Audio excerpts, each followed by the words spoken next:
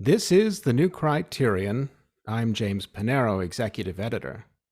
My guest today is our visiting critic, Conrad Black, who joins us from Toronto. Welcome. Thank you, James. It is an honor to have that position, and I'm delighted to be with you. Is America in irreversible decline? The question certainly hit home as we receive word that our visiting critic was denied his visit into the United States. Conrad was the scheduled speaker for our annual Circle lecture in New York. Just days before this event, we learned that his visa to enter the U.S. from Canada had been rejected. The southern border may be an open door, but the northern border remains bolted shut, at least as it concerns the entry of Lord Black. It was a grievous loss for us and for our readers. We looked forward to seeing our colleague finally in person. Conrad Black is our 2021-22 visiting critic and the recipient of our 2020 Edmund Burke Award for Service to Culture and Society. A financier and former newspaper publisher, he at one time controlled the Telegraph and Spectator, the Chicago Sun-Times, the Jerusalem Post, and most of the large newspapers in Canada and Australia, including the National Post, which he founded. Now an essayist and author, Conrad writes 4 regular columns that are read by over 1 million readers. He is also the author of 10 books, including biographies of Franklin Roosevelt, Richard Nixon, and Donald Trump, and a strategic history of the United States. So, is America in irreversible decline? This is the title of Conrad's Circle lecture, which, rather than live from New York, we have now recorded in Toronto. It is also the topic of Conrad's feature for our November 2021 issue and his 29th essay for the magazine. Conrad, your title reminds me of the opening scene in Citizen Kane when the journalists begin to look deeper into Kane's life. They say, build the picture around the question, even if you can't answer it. The question of American decline is one that many of us are raising, even if we can't answer it. Why this question and why now? Well, I thank you for not taking it farther into the psychiatry of William Randolph Hearst, or even focusing on the Slade, the Rosebud, and so forth. I mean, that would be a little abstruse, but countries can decline, people can decline, anything can decline. The issue here is irreversible decline. I don't think there's any doubt that the status of the United States in the world today has declined from where it was a year ago or 5 years ago. But is it irreversible? It absolutely is not. It is a question of getting the right personnel into positions to make the right policies to reverse the decline. And that has happened before in the history of the United States and of every serious country. I mean, all countries fluctuate, and it is essentially a question of the quality of leadership that they have at the time. All countries do brilliantly with brilliant leaders, but no country has brilliant leaders all the time. It's not, in fact, a partisan note. It's a political note that has partisan implications, but I'm not a partisan. At various times I've wished for the victory of Republicans and Democrats, but this administration has caused a decline in the status of the US in the world, but it is certainly reversible. I hear an 11th book is on the way, this one on ancient Rome. In your essay, you discount the parallels between the decline and fall of the Roman Empire and America's own trajectory, which is a relief. But what should America learn from the history of Rome? Well, there's a lot to that. I mean, the book, by the way, is the political history of the ancient world from the earliest political evidence we have to the death of Augustus. So it doesn't seem like a lot of time, but when you get through recounting the history in that period of 2,000 years of the pre-Christian era, of the Egyptians and the Jews and the Assyrians and Babylonians and the Greeks and the Romans. It's a lot of history and a lot of very famous people even today. As to the Romans, the responsibility of operating a large jurisdiction of immense influence in what was then the known world does furnish some useful indications for any great power today, and particularly for the United States. You wouldn't wish to emulate Roman political institutions. Well, in some ways they were relatively advanced. They were not politically effective after the Gracchi failed to make the reforms that were obviously necessary, failed to do for, I'm stretching a parallel here, but to conform to your question, what Franklin D. Roosevelt did to deal with a crisis and deal with it in a way that was somewhat radical, but retained 95% of what he took over while reforming it sufficiently to settle things down. When they failed to do that, and both Tiberius and Gaius Gracchus were murdered, you then had the era in Rome of the political generals who victoriously led armies greatly in the Roman interest, and the loyalty of their soldiers was to the generals and not to Rome. It was obvious where that was going to go, and you had the succession of Gaius Marius, Lucius Sulla, Pompey, and then Julius Caesar. And there are people who speak glibly of the United States today, reminding them of that period as the Roman Republic ended before the empire began under Julius Caesar's grandnephew and adopted son, Octavian, Augustus. I don't see any of that. But I have to say, and I'm not an alarmist, there was just the slightest trace of it in the conduct of General Milley. I mean, one of the things that Jefferson did that has been underestimated, in my opinion, amongst the services that he rendered the country, was setting up West Point, which created a non-political officer corps. And it was replicated later in the Navy. A tremendous contribution to the country that distinguishes the United States, among other things, from the Roman examples we've just been talking about. And for Milley to be so partisan in his treatment of the famous walk across the street to the Church of the Presidents, and in his constant publicity seeking and spinning for his own benefit. I mean, there's been some of that before. General MacArthur did some of it, General Patton did some of it, but they just basically talked to the press when they were there. They were talking about newsworthy events. They were victorious generals, and they put out their position. What they said was essentially accurate, and not, I think, with any motive more sinister than to bring distinction upon themselves as generals. It's not for me to impute motives to Milley. I obviously don't know the man, and I don't know what his motives would be. But it is a bad thing, in my opinion, for a person in his position to be seeking publicity as much as he does and undercutting the commander-in-chief whom he serves. First Trump and then Biden.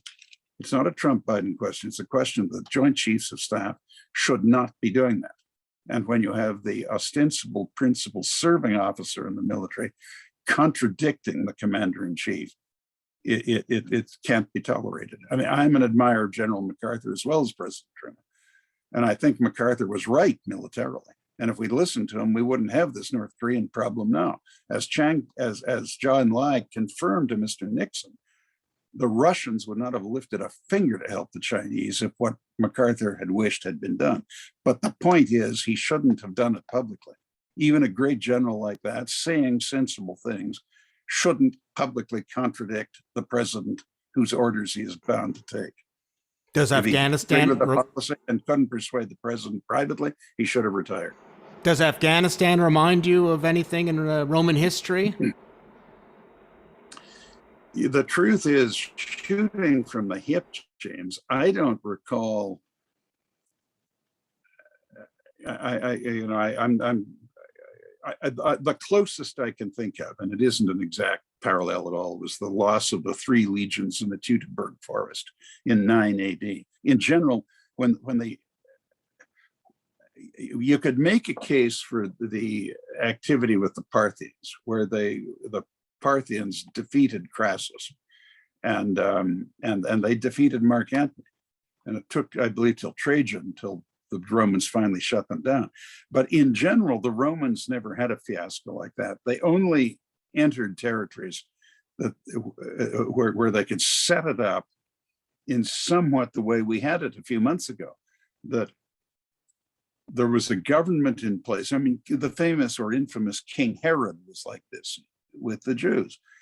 He could only govern with a little bit of assistance from the Romans. And the Romans knew that he was dependent on them, but they didn't have to be bothered sitting there running the place. Sometimes they had a legion, one legion only in Jerusalem, sometimes not. But in general, they would enable and facilitate Herod to rule, but they didn't have to pay for it and they didn't have to get involved in it. And that was, I thought, what we were working towards, bipartisan, several administrations in Afghanistan. And then all of a sudden the plug was pulled out of the bathtub and everything went out. No, unfortunately, I have to tell you that at least until very late on, the Romans managed that kind of operation more intelligently than the United States did on this occasion. Seems like it.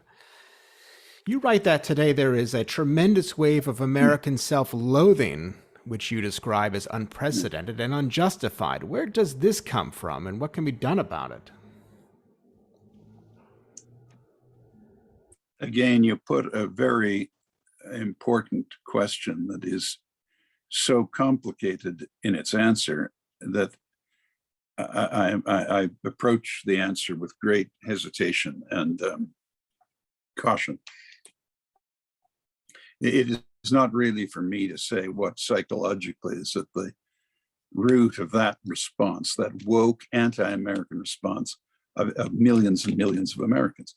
I mean, I've been following American affairs intimately for more than 60 years. I've been a homeowner in New York and in Florida for many years. I owned newspapers in 30 states in the United States. I must say I know the country well, and I certainly have studied its history.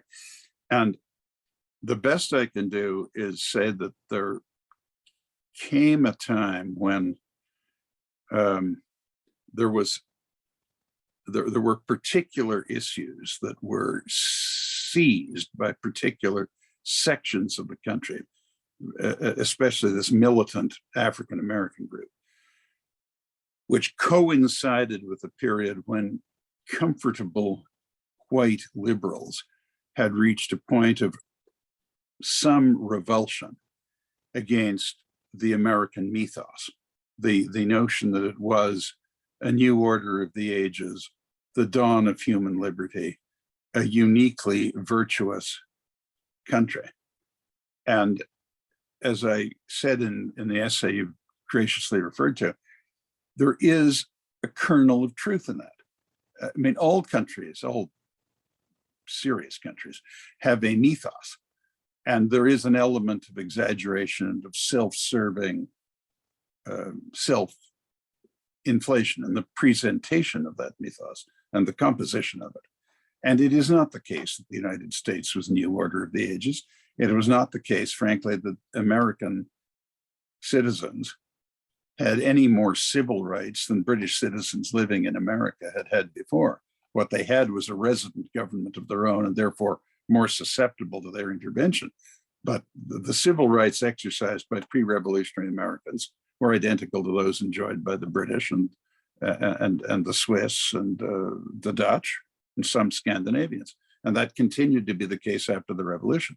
But the real point was that since the United States was the first important country as it was set up, even the day it was founded as a country, it was an important country. The first one not to have a defined culture of its own. I mean, the English spoke English, the French spoke French, the Dutch spoke Dutch, the Spanish spoke Spanish, and so on. And the United States was very much, in cultural terms, the second English-speaking jurisdiction after the British at that time. It isn't now, but it was then. And to create the raison d'etre of the country, this definition with an element of the imaginative in it, of that raison d'etre was created basically by Jefferson in the Declaration of Independence and by Thomas Paine and others in the propaganda surrounding the revolution. And it electrified the world. It gained for the United States the attention of the world, which it has held ever since then. And I hold that the genius of the spectacle, which is very much part of America. And I mean, I personally don't much care for Hollywood, and I think 90% of films are rubbish. And I've met all kinds of famous actors, and I didn't know who on earth they were when I met them. You know, I mean, I'm no cinema goer, particularly, although as it turns out, I've seen most of the more famous traditional movies, including Citizen Kane.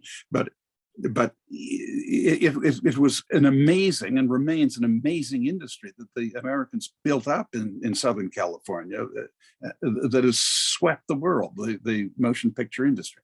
And even something like the Super Bowl. I mean, it's just a football game. We all have games like that, you know. I mean, we have good sporting matches in this country, and they certainly do in Britain, but not that are promoted like that where the whole world watches it. And you get these dramatic military expressions like the red zone and things. I mean, it's genius, but it is hype, you know. And that's an aspect of the U.S. that has made it even more important than it would otherwise be, just by virtue of its size and its productivity. You know, it's a workforce of 160 million people that has a productivity without any precedent in the history of the world. And while I'm at it, the rise of the United States from, I believe, 2.5 million people, citizens, and 600,000 or 700,000 slaves, I think, at the time of the Battle of Yorktown, to, I mean, 2 long lifetimes, people living to be 80 or 81, to 1945, the end of World War II, the United States had half the economic product of the world. Now, admittedly, that's because most of the other advanced countries have been smashed to rubble in the war, but still, 50% of the production of the world, a monopoly of atomic weapons, and the United States set up something that the high hopes were held for it at the time that haven't been realized, but the United Nations. And the quality of American leadership. I mean, whatever one thinks of them as individuals, to have Roosevelt and Truman as the presidents, and the military leaders, you know, Marshall as the coordinator, and the theater commanders, Eisenhower and MacArthur and Nimitz. I've never heard a negative word about Nimitz, but the others are all controversial people. But no one can deny that they were extraordinarily competent, and no country could ask a higher quality of leadership. For the United States to make that leap in that time, from what it was in 1776 to what it was in 1945, nothing remotely like that has ever happened in the history of the world. So all of that is there. But you know, it was when Roosevelt came in 12 years before, the whole American experiment was in some danger. You had a 30% unemployment rate, and there was no direct relief for them. The financial system had collapsed. All the commodity and stock exchanges were closed. All the banks were closed, except in 2 states where withdrawals were not allowed to exceed $10. And there were machine gun nests at the corners of the great federal buildings in Washington for the first time since the Civil War on Inauguration Day. This is what Roosevelt had. And, you know, when he died, the country was everywhere victorious, had no unemployed, and was uniquely admired in the world. And partly for itself, obviously, mainly for itself, but partly for him.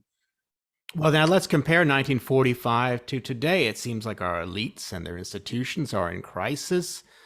Much of the working class is in free fall, with something of a civil war within the left and the right. And certainly it seems between the left and right. Is American society now in a realignment? Maybe a realignment, but and what you say is true, James, but in defense of America, which I'm always eager to rush to if I can find a reason to do it,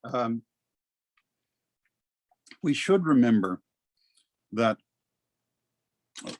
everything you said is true, but it was also true. I remember as a young man, as an undergraduate, when in the brief golden window between when the academic year ended, my father told me maybe I would want to do something gainful for the balance of the summer instead of sitting in his house drinking his beer. A few friends of mine and I would drive down into the United States from here, from Toronto, go down as far as Washington, state of Virginia, Northern Virginia, and out as far as Chicago and a little south of there. The segregation, this is in the early 60s, the segregation was everywhere, even in the North. You would stop at a roadside filling station in upstate New York or Pennsylvania, and the different washrooms for whites and blacks identified. I mean, we couldn't believe our eyes. And you'd go through all of the great cities in that area, and those ghettos aren't like the predominantly African American areas now. You'd go through block after block of crumbling brownstones with huge numbers of absolutely idle people standing, leaning on lampposts or sitting on the steps of the houses, staring with hostility as cars went by, and nobody said anything about it. It just wasn't there. When that 1 million African Americans served in the armed forces in World War II, and it was all Roosevelt could do to get the famous air group of 333rd or something like that, I think they were in Italy, and get the men into more serious roles. They were deployed in the Navy, for example, in the laundry and in the kitchen and so on, but not manning the guns or anything like that. And and he wanted to do it, but he was very mindful of the absolute necessity of keeping his Southern white supporters in Congress in place, because they were the ones who approved of his massive rearmament program in the 3 years before America was in the war, and they were his strongest backers as a war leader. And he was going to get to civil rights, but he couldn't get there, and then he died. Now Mr. Truman really got the ball rolling, and he integrated the armed forces. I mean, the United States had segregated armed forces in World War II, and Roosevelt started giving, and as you know, I'm very pro-Roosevelt, but he started giving advice to Mr. Churchill about how he should just take the Constitution of the United States and give it to India. And Churchill didn't, because of the correlation of forces between the two countries and the necessity of the alliance between the two countries, didn't say this to Roosevelt, but he said to his entourage, I'll consider it when the Americans stop lynching black people. And that was a fairly reasonable comment. And so my point is, you're absolutely right that America appears to have declined in comparative influence and its prestige since 45. But it has been, I think, and it obviously at the moment isn't even giving itself much credit for it, made the greatest achievement of any country in history in completely emancipating. I'm not saying it's been completed, but aiming at complete emancipation and substantially achieving it of a racially defined, previously subjugated minority within itself. I mean, in general, most serious countries have done their best with minorities, and some of them have made a lot of progress. But what the United States has achieved in that is very great. It just doesn't seem it right now, in part because, going back to your earlier question, the extreme elements of the African American community, instead of sort of resting on their laurels and saying, we've done what Dr. King suggested, we've had a black president, we've had a black vice president, now we have had two black secretaries of state, African American ones, or Caribbean American in one case, and we've done it. Hallelujah! This is the promised land, And instead of that, you've got this element demanding more, demanding reparations, threatening to burn down America if they don't get what they want, smashing up stores, and peaceful protests doing $2 billion of damage, tearing down statues of great men like Frederick Douglass and Abraham Lincoln and U.S. Grant. So it's a time of, it's an unusual time of fermentation, but don't throw in the towel. The fact is the U.S. is still progressing, in my opinion. Very well put. Sorry to be so loquacious, but you did pose to me a very complicated question. Yeah, very well put. Well, I have to say, you are perhaps one of the last great press barons, the spiritual heir to William Randolph Hearst and Colonel McCormick. You were into newspapers even before you were out of law school. What attracted you to print, and is American journalism in decline? Well, in the first case, I have a confession to make.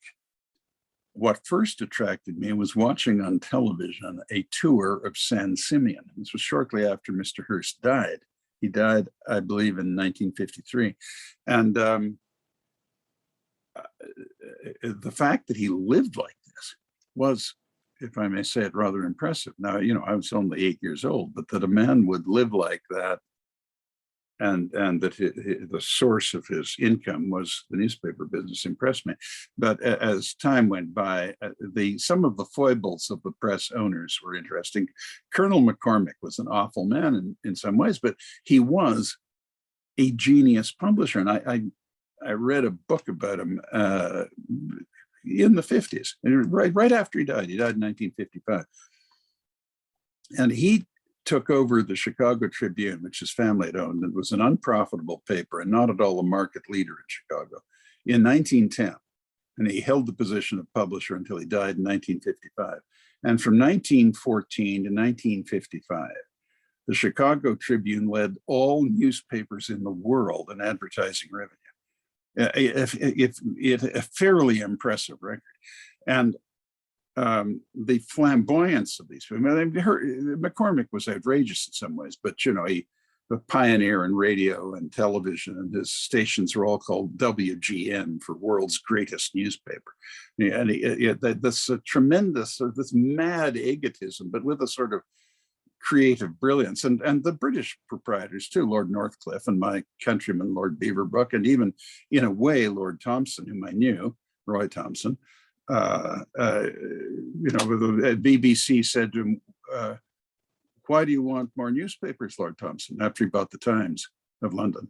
He said, to make more money.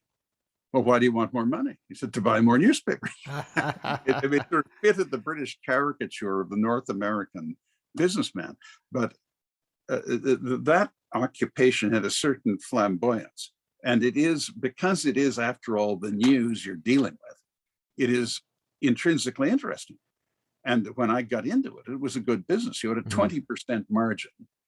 To 20% of what your income went straight to profit. And very few businesses are that profitable. So to me, it was a good business as a business. And it was an interesting business as an occupation.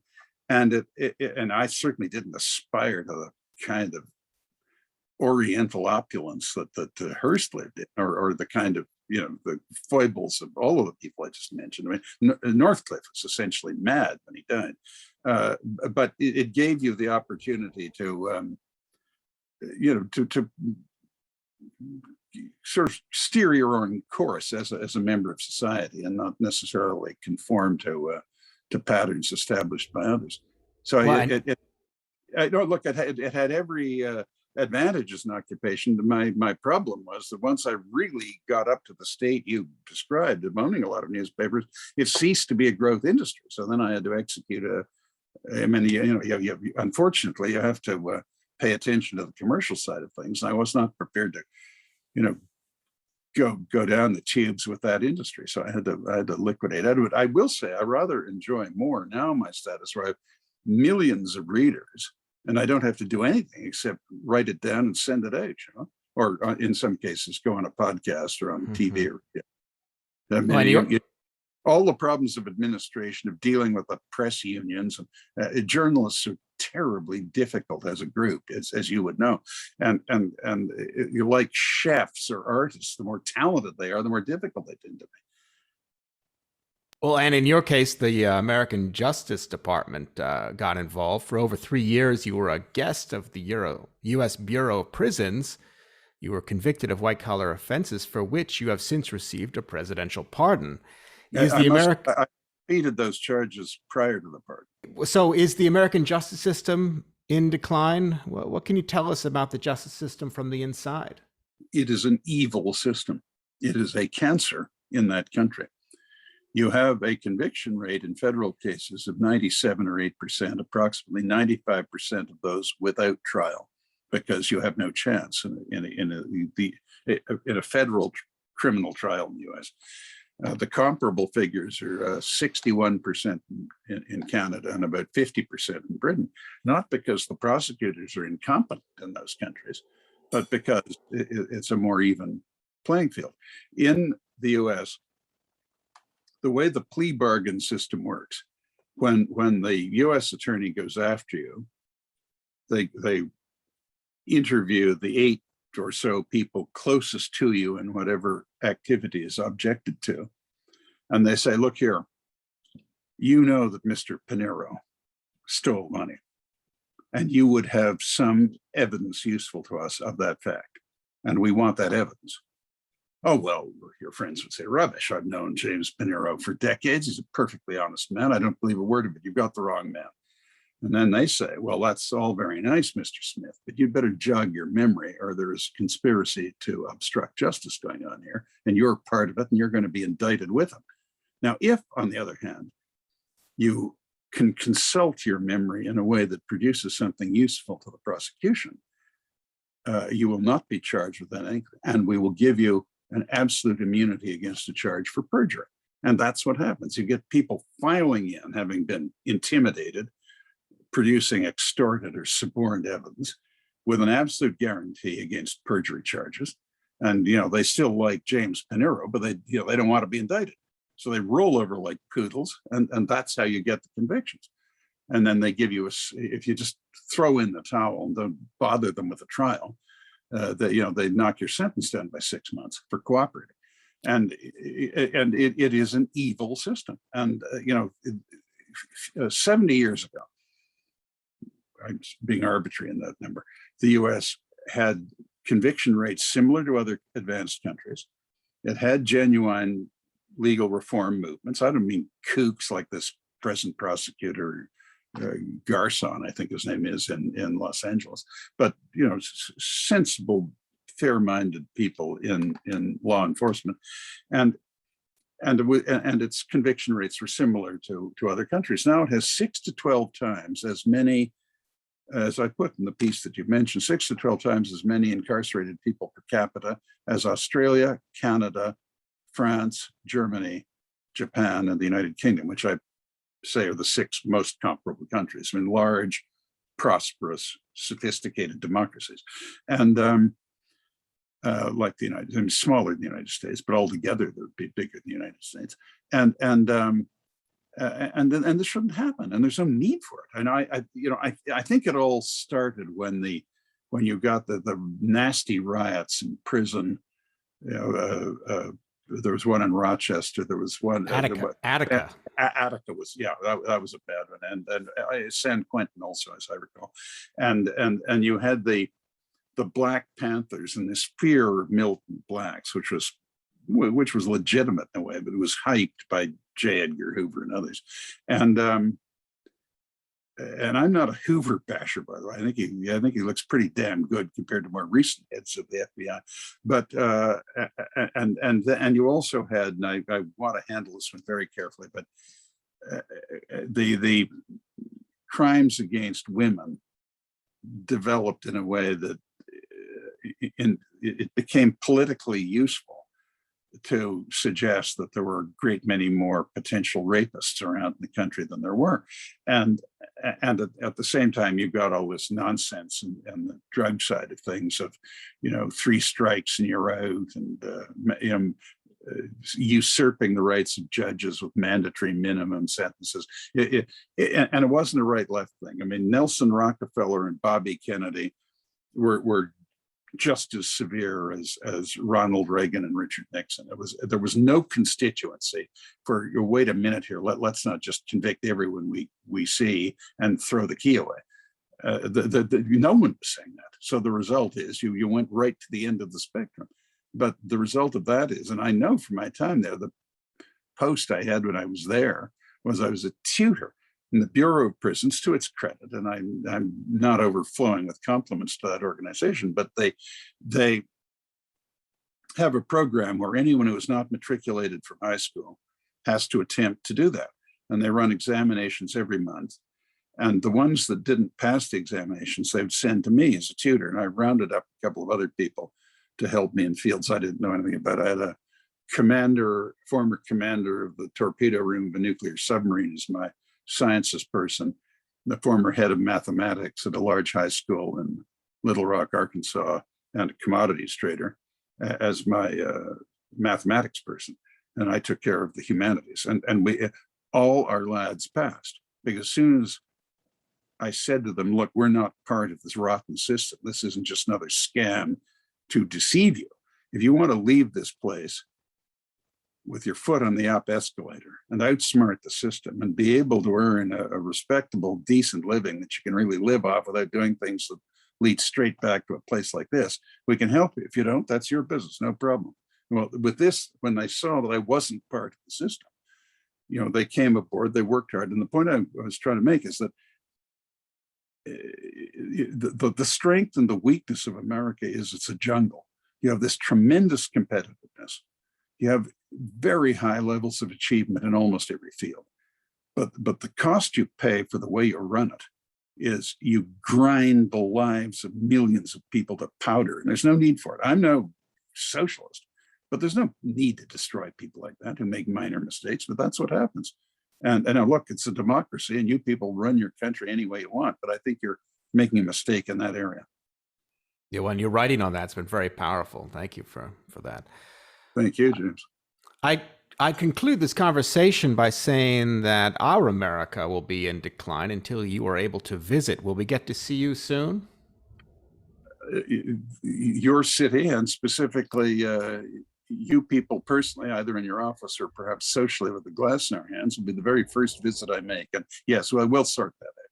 I mean, it's complete nonsense of the kind that happens with huge bureaucratic organizations thrashing about in ways that no one thinks of where it ramifies, but we'll work it out. Good. This is the New Criterion. I'm James Panero. Our guest today has been Conrad Black, the 2021-22 visiting critic of the New Criterion.